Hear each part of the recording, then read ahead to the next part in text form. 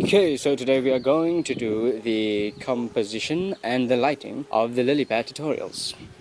Basically, you just think about it in your head.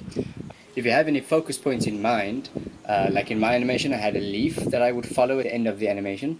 If you need to compose the scene in such a manner that your character can be accounted for. So what I did is I had some lily pads and flowers on a riverbed, and I made it so that there's like a small little path in the middle.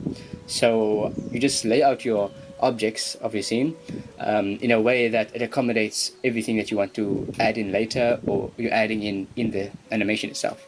Obviously check out reference as well, so how lily pads and these flowers are distributed throughout the scene, and then just put them accordingly. So I added a couple of lily pads without flowers, and some of them had flowers, and added some of these sprouts, and that's basically the scene. So after that, after composing this entire scene, after sorting out all the models, I went on to lighting. So you go into the render view tab, and first thing to do is to add a sun lamp. This is basically just your environmental lighting.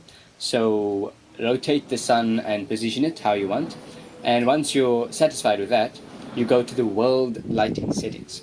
This is to control the shadows and the overall color scheme of your entire render. So if you set it to a yellowish tint, then your shadows will be a bit yellow and your materials will be influenced by this world color. So depending on what setting you wanted, so maybe you want a daytime or sunset, that will be the color you set it to. Once that is done, you can finally work on the small details of the lighting. So what I want to do is I want to add a nice sunlight trail on the river. Before I actually shade the riverbed, I will add my own lights. So I brought in a plane, then I roughly modeled it to a nice light streak, like how it is in the animation. So you add a couple of loop cuts, at least around like 30, 20.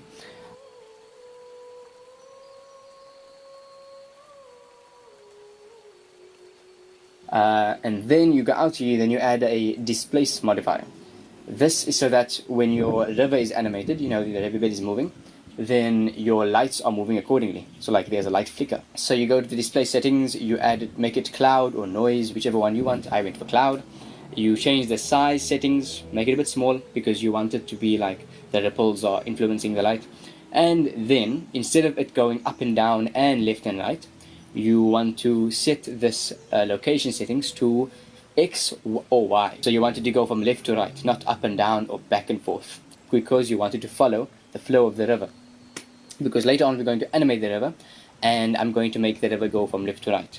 So you want the lights to move accordingly. And then afterwards, you want to set this setting to object, and then bring in an empty, and then take that picker and click on the empty.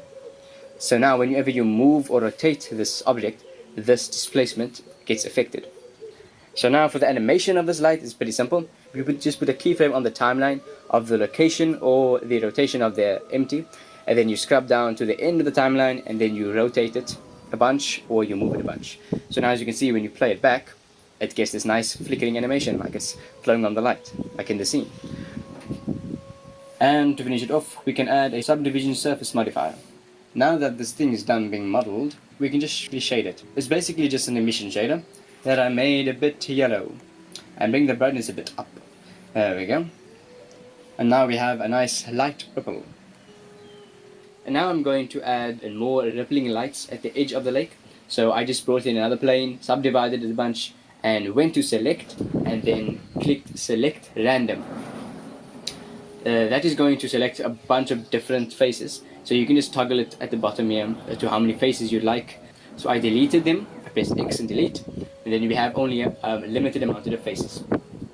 And then we do the same for what we did to the light rail. We go to displace, change the scaling and the size, make it so that it moves left to right and not up and down, and then made the object that empty, and now as you can see it's animated as well. So now we have that nice cool light animation at the back of our scene. Oh yes, I forgot to mention the camera's depth of field, this nice blur effect here at the back. All you need to do is go to the camera settings, go down to depth of field, click the checkbox, and then take the color picker and pick your focus that you want. So when you click it, it'll focus on that image, on that object. All you need to do now is play with the f-stop, and this makes the things around the object more blurry or less blurry. It's up to you. So now that we composited the scene, we lit up the scene, all that is left to do is now to animate the objects and texture the objects. Hope you learned something new, and hope you benefited. See you in the next one. Honest boy.